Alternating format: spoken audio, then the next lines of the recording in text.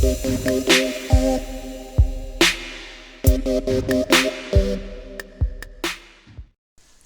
I'm Captain Meme, and this is the first episode in hopefully a series of puzzle videos for the board game Diplomacy. Before we start, I'd like to extend my thanks to web diplomacy user Ghug, who talked me through a few of the more interesting phases in a game he was playing in. That game ended up being the inspiration for this puzzle.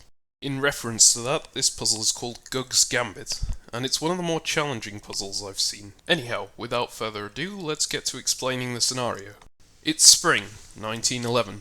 You're playing Austria, and you're currently in an alliance with Russia against a 17-centre France. He only needs one more centre to win the game. A quick examination of this board shows that there's no possible way to stop the French player from winning. Eventually he'll take Tunis no matter what you do.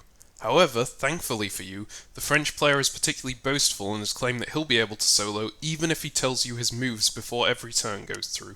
While diplomacy players are notorious for lying to each other at every single opportunity, we'll assume that he's actually telling the truth for the sake of this puzzle, and that he intends to keep that promise for the rest of the game. Here is the order set that the Frenchman has provided you for spring 1911. You'll notice that a lot of his units are holding or support holding other units.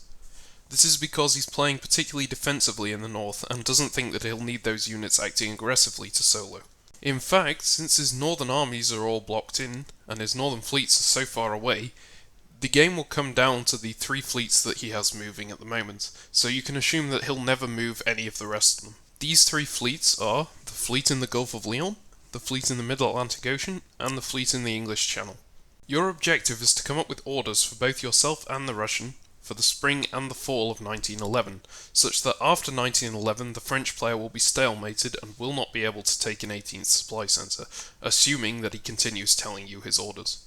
This can be an active stalemate, when you're having to continuously bounce him in a province, or a passive stalemate, where you're just supporting hold your units. And that's it. Seems easy, right? You've got 6 fleets against his 3 and a bunch of spare armies in the Italian peninsula ready to block him off. However, it's a lot more challenging than it first appears. As always, there'll be a hint video going up a short time after this, and a solution video in a couple of days. Please avoid posting spoilers in the comments section of the video. If you want me to check your solution, you can email me at DiploStrats@gmail.com, or you can PM Captain Meme on webdiplomacy.net, or you can join the Discord server, which is linked in the description. Thanks for watching, and I hope to see you all in the next video.